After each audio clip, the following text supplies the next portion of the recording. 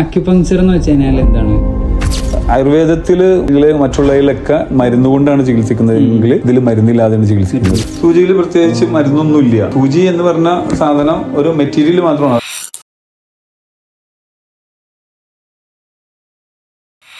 Acupuncture എന്ന് വെച്ച് കഴിഞ്ഞാൽ എന്താണ്?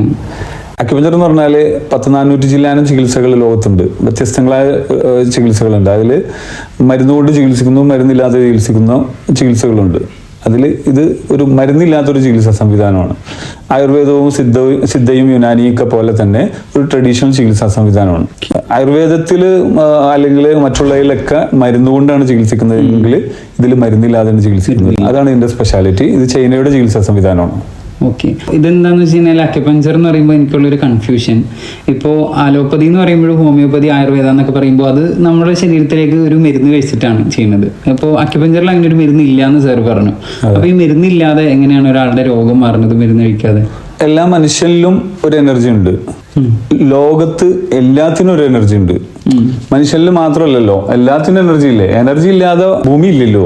അപ്പോ എനർജി എന്ന് പറയുമ്പോൾ നമുക്കിപ്പോ പെട്ടെന്ന് മനസ്സിലേക്ക് വരുന്ന എനർജി നമ്മുടെ ഫോണിന്റെ എനർജി ചാർജ്, ബാറ്ററിയുടെ ചാർജ് ഒക്കെ പോലെ തന്നെ എല്ലാ വസ്തുക്കൾക്കും എനർജി ഉണ്ട്.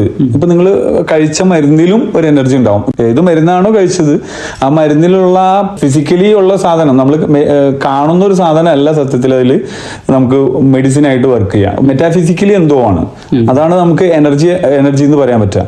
അതാണ് അവിടെ വർക്ക് ചെയ്തത്. അതേപോലെ തന്നെ അക്യുപങ്ചറിൽ മനുഷ്യ ശരീരത്തിൽ ഉള്ള ഒരു കറണ്ട് പൊതുവിൽ നമ്മൾ പറയുന്ന പോലെ തന്നെ ഒരു കറണ്ട്, അത് മനുഷ്യ ശരീരത്തിലും ഈ പറയുന്ന ഒരു കറണ്ട് ഉണ്ട്. അങ്ങനെ വിചാരിക്കുക. ആ കറണ്ട് പാസ് ചെയ്യാൻ വേണ്ടിയിട്ട് ഒരു 12ഓളം ചാനലുകൾ സൃഷ്ടാവ് സംവിധാനിച്ചിട്ടുണ്ട്. നമ്മുടെ വീട്ടിലേക്ക് കറണ്ട് എടുക്കുമ്പോൾ പോസിറ്റീവ് ലൈൻ വലിക്കണ പോലെ അതേപോലെ നമ്മളിപ്പോ 3 ഫേസ് ആണ് എന്റെ വീട്ടിലെങ്കിൽ ഒരു ഫേസിലേക്ക് വരുന്ന കറണ്ട് ഇല്ലെങ്കിൽ അതിന്റെ ബേസ് ചെയ്തിട്ടുള്ള ചില സാധനങ്ങൾ കംപ്ലൈന്റ് ഉണ്ടാവും.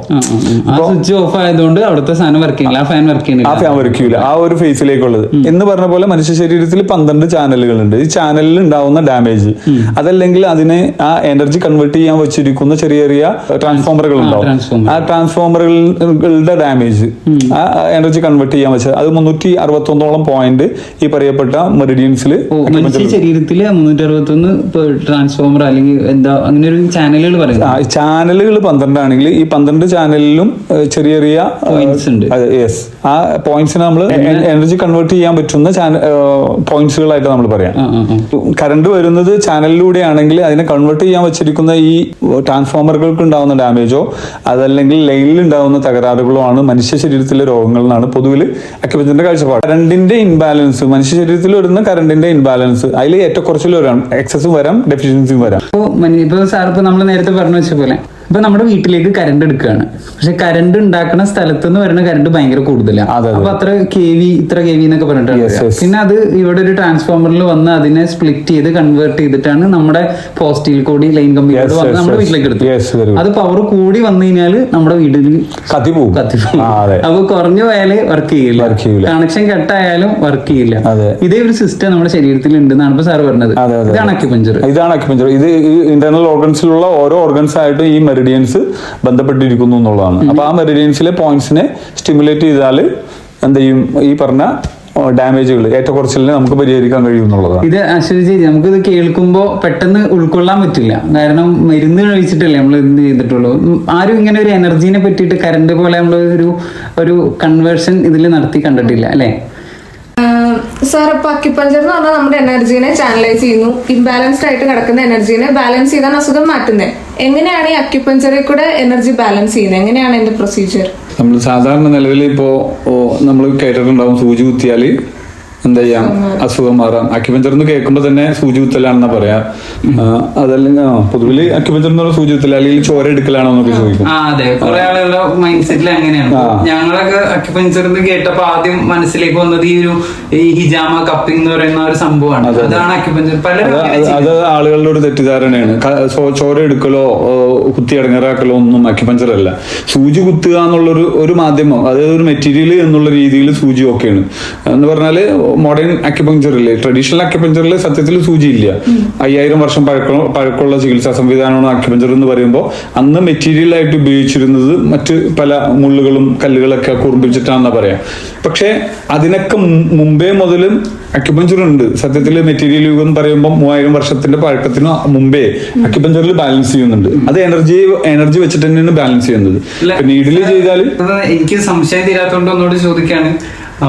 നമുക്കിപ്പോ അലോപ്പതി ആയുർവേദം എന്നൊക്കെ പറയുമ്പോൾ ഒരാൾ മരുന്ന് കഴിച്ചിട്ടാണ് അല്ലെങ്കിൽ ഓപ്പറേഷൻ ചെയ്തിട്ടാണ് അതിനെ കണ്ടെത്തിയിട്ടാണ് ട്രീറ്റ്മെന്റ് ചെയ്യുന്നത്. പക്ഷെ ഇതിലിപ്പോ നമ്മളെ എനർജി എന്ന് പറയുന്ന സാധനം ഇപ്പൊ കറണ്ട് നമ്മളാരും കണ്ടിട്ടില്ല. ചിലപ്പോ കറണ്ടിന്റെ ഉദാഹരണപ്പെടുത്തി ഇപ്പോ നമുക്കിപ്പോ ഇതിന് ട്രീറ്റ്മെന്റ് ചെയ്യാനുള്ള ഇതെന്താണ്, സൂചി കുത്താന്ന് പറഞ്ഞു. സൂചിയിൽ എന്തെങ്കിലും പ്രത്യേകത ഉണ്ടോ? സൂചിയിൽ പ്രത്യേകിച്ച് മരുന്നൊന്നുമില്ല. സൂചി എന്ന് പറഞ്ഞ സാധനം ഒരു മെറ്റീരിയൽ മാത്രമാണ്. അത് ഞാൻ തൊട്ട് മുമ്പ് പറഞ്ഞത്. സൂചി എന്ന് പറഞ്ഞത് ഒരു മെറ്റീരിയലാണ്. ഇല എന്ന് പറഞ്ഞത് ഒരു മെറ്റീരിയലാണ്. ഇലയിൽ എനർജി ഉണ്ടോ എന്ന് വെച്ചാൽ ഇല എനർജി സ്വീകരിക്കുകയാണ്. ആ ഇലയുടെ എനർജി കൊടുക്കലല്ല. എന്ന് പറഞ്ഞാൽ പ്രകൃതിയിൽ എനർജി ഉണ്ട്. ആ എനർജി നേരത്തെ പറഞ്ഞ പോലെ കറണ്ട് ഉൽപ്പാദിപ്പിക്കുന്ന സ്ഥലത്തെ ആ കറണ്ട് മുഴുവൻ ഒരു വീട്ടിലേക്ക് കൊടുത്താൽ അത് കൺവേർട്ട് ചെയ്യാതെ കൊടുത്താൽ പ്രശ്നമായി പോകും. എന്ന് പറഞ്ഞ പോലെ അതിനൊരു മാധ്യമം മാത്രമാണ് നീഡില് ചെയ്യുന്നത്. പ്രകൃതിയിൽ സൃഷ്ടാവ് സംവിധാനിച്ച എനർജിയെ അയാൾക്ക് സപ്ലൈ ചെയ്യൽ മാത്രമാണ്. അത് തൊട്ടിട്ടും ചെയ്യാം, സൂചി കുത്തിയും ചെയ്യാം, തൊടാതെയും ചെയ്യാം. അപ്പൊ സാർ പറഞ്ഞു വരുന്നത് ഇപ്പൊ ഈ സൂചിക്ക് ഒരു പ്രത്യേകത ഇല്ല. സൂചിക്ക് ഒരു പ്രത്യേകത. ഇപ്പൊ അവിടെ ഒരു മുള്ളു കിട്ടിയാലും നമുക്ക് ചെയ്യാം, കിട്ടിയാലും നമുക്ക് തൊടാണ്ടും ചെയ്യാം എന്നാണ് സാർ. തൊടാതെയും ട്രീറ്റ്മെന്റ് ചെയ്യാൻ കഴിയും. കാരണം സൂചിയിൽ ഒരു പ്രത്യേകത ഇല്ല. സൂചി ആ കുത്തിയത് ആ ഹീലറുടെ പവറാണ്. അയാളുടെ രോഗം ഏത് എന്ന് കണ്ടെത്തിയിട്ട് അയാളുടെ ചാനലിന് ഏതാണ് പ്രശ്നം എന്ന് കണ്ടെത്തിയിട്ട് ആ പ്രശ്നബാധിത ചാനലിനെ ബാലൻസ് ചെയ്യാന്നുള്ളത്. അത് തൊട്ടിട്ടും ചെയ്യാം, സൂചിത്തും ചെയ്യാം, തൊടാതെയും ചെയ്യാം. അപ്പം നീഡിൽ ഉപയോഗിച്ചും പല കാര്യങ്ങളും മെറ്റീരിയൽ തിങ്സ് ഉപയോഗിച്ചിട്ടുള്ള ട്രീറ്റ്മെന്റിന്റെ മനസ്സിലായി. ഇനി തൊടാതെയുള്ള ചികിത്സനെ പറ്റി കേട്ടിട്ടുണ്ട്. അതിനെ പറ്റിയിട്ടുള്ള വിശദീകരണം. അശ്വതി, അത് എന്താന്ന് വെച്ചാല് ഇപ്പൊ നമ്മള് ഈ എനർജീനെ പറ്റി പറഞ്ഞില്ലേ. ഈ എനർജി എന്ന് പറയുമ്പോൾ നമ്മളിപ്പോ ഇതിനെ കമ്പയർ ചെയ്തത് കറണ്ടായിട്ടാ. അപ്പൊ അങ്ങനെ വരുമ്പോ നമ്മൾ ആ കറണ്ടിൽ മാത്രം ഒതുങ്ങി നിന്ന് ചിന്തിക്കുമ്പോഴാണ് നമുക്ക് ഈ പ്രശ്നം. ഇതൊന്ന് വിശാലമായിട്ട് ചിന്തിച്ചു കഴിഞ്ഞാൽ അല്ലേ സാറേ, നമ്മളിപ്പോ എനർജി എന്ന് പറയുന്നത് കറണ്ട് എന്ന് പറയുന്ന ഒരു പാർട്ടാണ്. ഇത് അതേപോലെ പല വെർഷൻ ഉണ്ട് എനർജിയുടെ. ഇപ്പോ സൂര്യപ്രകാശം ഒരു എനർജി സോഴ്സ് ആണ്. അതേപോലെ നമ്മുടെ ഭൂമിയിൽ ഒരു എനർജി ഉണ്ട്. ഇപ്പോ മാഗ്നറ്റ് ഒരു എനർജിയാണ്. നമ്മുടെ മൈൻഡിൽ വരുന്ന ചിന്തകൾക്ക് പോലും, ചിന്ത എന്ന് വെച്ച് കഴിഞ്ഞാൽ എന്താണെന്ന് വെച്ച് കഴിഞ്ഞാല് ഒരു കറണ്ട് പാസ് ചെയ്യാന്നാണ്. എന്താ പറയാ, ഒരു വൈദ്യുത തരംഗത്തിനെയാണ് ചിന്ത എന്ന് പറയുന്നത്. ഈ ഒരു തരംഗം എന്ന് പറയുമ്പോൾ നമുക്ക് പെട്ടെന്ന് മനസ്സിലാവുന്ന ഒരു സാധനം മാഗ്നറ്റിക് തരംഗങ്ങളെ പറ്റിയിട്ടാണ്. അപ്പോൾ ഇങ്ങനെ നോക്കുമ്പോൾ നമ്മുടെ പ്രപഞ്ചം, ഈ ഭൂമി ഇങ്ങനെ തന്നെ കറങ്ങിക്കൊണ്ടിരിക്കുക. എവിടെയും നിന്നിട്ടില്ല, എവിടെയും ടച്ച് ചെയ്യുന്നില്ല, അത് തന്നെ കറങ്ങുകയാണ്. അപ്പൊ അതിനെ കറക്റ്റ് ആയിട്ട് മെയിൻറ്റെയിൻ ചെയ്യാൻ വേണ്ടിയിട്ട് ഇപ്പോഴത്തെ മാവസ് ഉണ്ട്, അതേപോലെ ബുധന്, വ്യാഴം എന്നൊക്കെ പറഞ്ഞ കുറെ സാധനങ്ങൾ പറഞ്ഞാലും പെട്ടെന്ന് മനസ്സിലാവുള്ളൂ. നമ്മൾ ആ മാഗ്നറ്റിന്റെ വിഷയം, ഒരു നല്ലൊരു മാഗ്നറ്റ്, ആ മാഗ്നറ്റിന്റെ എനർജി, ആ ഒരു മാഗ്നറ്റ്, ചെറിയൊരു മാഗ്നറ്റ് ആണ് അതിന്റെ ചുറ്റിനുണ്ടാവുന്ന ഒരു എനർജി. അത് വിസിബിൾ അല്ലല്ലോ. ആ മാഗ്നറ്റ് തന്നെ ഇത്തിരി പവർഫുൾ ആയിട്ടുള്ള വലിയ മാഗ്നറ്റ് ആണെങ്കിൽ അത് ചെറിയ മാഗ്നറ്റിന്റെയും കൂടുതൽ സ്ഥലത്തേക്ക് ആ മാഗ്നറ്റിന്റെ പവർ ഉണ്ടാവുമല്ലോ. അതെ, അതെ. നമ്മളിപ്പോ ഈ ഒരു മാഗ്നറ്റ് കൂടെ വെച്ചിട്ട് അതിന്റെ ഓപ്പോസിറ്റ് ഡയറക്ഷനിലാണ് നമ്മളിങ്ങനെ അതിന്റെ അടുത്തേക്ക് പോകണമെങ്കിൽ മാഗ്നറ്റ് തൊടാതെ തന്നെ നീങ്ങി പോകണം കണ്ടിട്ടില്ല. ഇത് നമ്മൾ ഒരു എനർജിയാണ്. ഈ എനർജീനെ നമുക്ക് ഇങ്ങനെ മനസ്സിലാക്കി കഴിഞ്ഞാൽ ഇപ്പോ നമ്മളിങ്ങനെ ചിന്തിക്കുമ്പോൾ മാഗ്നറ്റ് എന്നുള്ള രീതിയിൽ ഒതുങ്ങരുത്, കറണ്ട് എന്ന് പറയുമ്പോൾ കറണ്ട് എന്നുള്ള രീതിയിൽ ഒതുങ്ങരുത്. ഇത് എനർജീനെ നമുക്ക് ഇൻവിസിബിൾ ആണ്, നമുക്ക് നഗ്ന നേത്രങ്ങൾ കൊണ്ട് കാണാൻ പറ്റാത്തൊരു സാധനമല്ലേ. അപ്പൊ നമുക്കിത് ചെയ്യുമ്പോൾ ഇതിനകത്തൊരു കാണാത്ത സാധനത്തെ പറഞ്ഞ് മനസ്സിലാക്കൽ വലിയൊരു പ്രശ്നമാണ്. അപ്പൊ പണ്ട് കാലങ്ങളിൽ നമ്മൾ ഫോണൊക്കെ യൂസ് ചെയ്യുമ്പോൾ വയറുണ്ടായിരുന്നു. ആ വയർ വെച്ചിട്ട് നമ്മൾ ഫോൺ ചെയ്യുമ്പോൾ അങ്ങോട്ട് പോകുന്നൊക്കെ പറയാം, ഓക്കെ, കുഴപ്പമില്ല. ഇപ്പൊ ഫോണിന് വയറില്ല. ഈ സാധനത്തിൽ വിളിച്ചാൽ നമുക്ക് ഗൾഫിലേക്ക് സാധനം കിട്ടുന്നുണ്ട്. അപ്പൊ അന്നുള്ള ഒരാളോട് ഇങ്ങനെയൊക്കെ പറഞ്ഞു കഴിഞ്ഞാൽ അയാൾക്ക് വിശ്വസിക്കാൻ പറ്റില്ല. അപ്പൊ ആ സാധനത്തെ തിരിയാത്തൊരു മനുഷ്യനെ സംബന്ധിച്ചിട്ട് അത് പറഞ്ഞ് മനസ്സിലാക്കൽ വലിയ പ്രശ്നമാണ്. എന്തായാലും നമ്മളുടെ ചികിത്സയിൽ ഇപ്പൊ ഒരു മനുഷ്യനെ നമുക്ക് ട്രീറ്റ്മെന്റ് ചെയ്യണമെങ്കിൽ ഇപ്പൊ എത്ര ദൂരെ ഇരിക്കുന്ന ഒരാളെ ആണെങ്കിലും അയാൾക്ക് ആ എനർജി കണക്ട് ചെയ്യിപ്പിക്കാൻ ഹീലർ എന്ന് പറഞ്ഞാൽ ഹീലർക്ക് പവർ ഉണ്ടായാൽ മതി. ആ മാഗ്നറ്റ് ആ എനർജി സിസ്റ്റത്തിന് പവർ ഉണ്ടാവും. അതെ, നമ്മള് മാഗ്നറ്റിന്നോ കറണ്ട് എന്നൊക്കെ പറഞ്ഞാൽ കുറഞ്ഞു പോകും. അപ്പൊ നമുക്ക് പണ്ടത്തെ ഒരു മൈൻഡ് വെച്ചിട്ട് നമ്മൾ കറണ്ട് വലിക്കാന്ന് പറഞ്ഞപ്പോ നമ്മൾ പറഞ്ഞു നിർത്തിയത് പോസ്റ്റിൽ നിന്ന് ലൈൻ വലിക്കുക, ആ ലൈനിൽ നിന്ന് കറണ്ട് കിട്ടുക എന്നൊക്കെ ഉള്ളതാണ്. ഇപ്പൊ സാറിന്റെ ഐഫോൺ ഇപ്പൊ വയർലെസ് ചാർജറിന്റെ ഒരു സംവിധാനമാണ്. നേരെ അതിൻ്റെ അകത്ത് വച്ച് കഴിഞ്ഞാൽ ഒരു കണക്ഷനും ഇല്ലാണ്ട് ചാർജ് ചെയ്യും. ഇപ്പൊ അടുത്തൊരു സിസ്റ്റം വരുന്നത് നമുക്ക് ചാർജ് ഇതേപോലെ എക്സ്റ്റൻഡറിൽ സെൻഡ് ചെയ്ത് കൊടുക്കുന്ന പോലെ സെൻഡ് ചെയ്ത് കൊടുക്കാൻ പറ്റുന്നതാണ്. ഇപ്പൊ വയർലെസ് ചാർജിങ് സംവിധാനങ്ങൾ ഇപ്പോൾ ഫോണിൽ അവൈലബിൾ ആയി. ഇതുപോലെ റോബോട്ട്, AI, ആർട്ടിഫിഷ്യൽ ഇന്റലിജൻസിലൊക്കെ ഇനി ചാർജിങ് ചെയ്യണത് അവരെ അവരെവിടെയും പോയി കുത്തിയിടുമെന്ന് ചെയ്യണ്ട, ഓട്ടോമാറ്റിക്കായിട്ട് ചാർജ് ചെയ്യും. ഇതിന്റെ വേറൊരു സിസ്റ്റമാണ് സോളാർ ഓട്ടോമാറ്റിക്കായിട്ട് ചാർജ് ചെയ്യുകയാണ്. ഇതേപോലെ പല സിസ്റ്റങ്ങളുണ്ട്. ഇതൊക്കെ സത്യത്തില് ഈ ട്രഡീഷണൽ സിസ്റ്റത്തിൽ നിന്ന് വന്നേക്കുന്നതാണ്. അതെ, ഇതിൽ നിന്ന് അത് പോയതല്ല. എന്ന് പറഞ്ഞാൽ ട്രഡീഷണൽ സിസ്റ്റത്തിൽ ഇങ്ങനെ ഒരു സിസ്റ്റം ഉണ്ട്, അത് നേരത്തെ മുതലുള്ളതാ.